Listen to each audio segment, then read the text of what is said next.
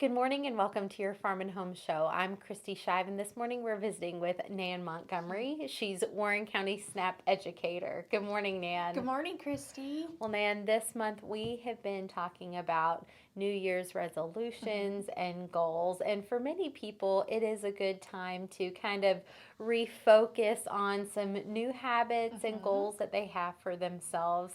And today you are going to talk to us about our dietary guidelines that might be a good place for many people to start. Yes, so whether you are trying to lose weight or even if you're trying to gain weight, the MyPlate is going to be the best way to kind of evaluate where you are in your lifestyle. And so this is really what doctors will recommend, dietitians.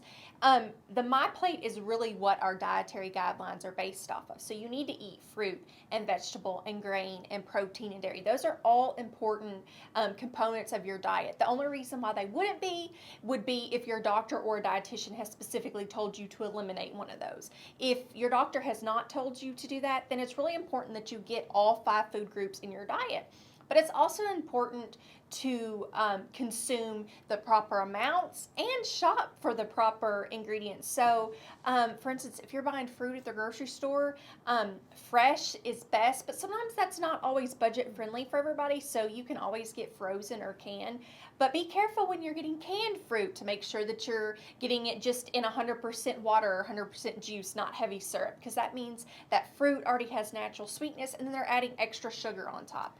Yes, buying fresh is best, like you said, but there's so many instances where we might need to buy those canned items and those freezer options. And what a blessing it is that we have those options. And Nan, I know that no single food group can provide us with all of the vitamins and minerals that we need. And so that's why I love the MyPlate. It's a really good visual to help show us why we need to consume food and nutrients from all of the many different food groups. Yes, and something else is I know in my classes I hear a lot about carbs, like you don't need to do carbs, you don't need this. And carbs actually do give your body energy. It just depends on where you get your carbohydrates from.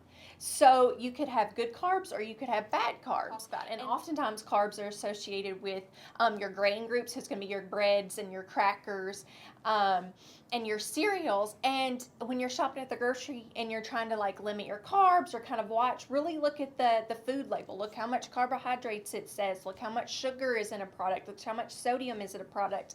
And kind of evaluate your diet based upon those. So, if you're getting a certain item that's a cereal that has a ton of sugar in it, then there are going to be better cereals, on the shelf for you to choose from that are, lower sugar and lower carbohydrates for you. Now, Nan, I love what you teach in class about how you can make sure you're getting a whole grain. How can you make sure that you're getting a whole grain? Because I know that the MyPlate teaches us to make half of our grains whole.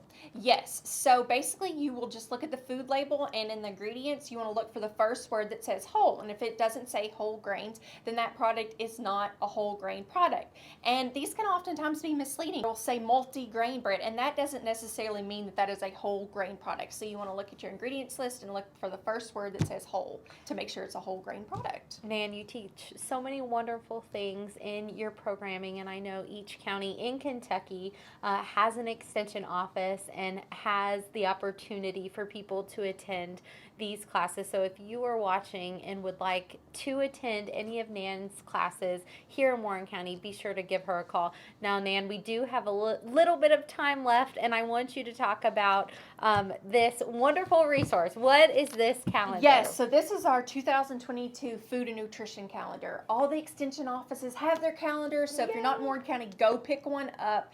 These are a hot item. They have a lot of wonderful tools.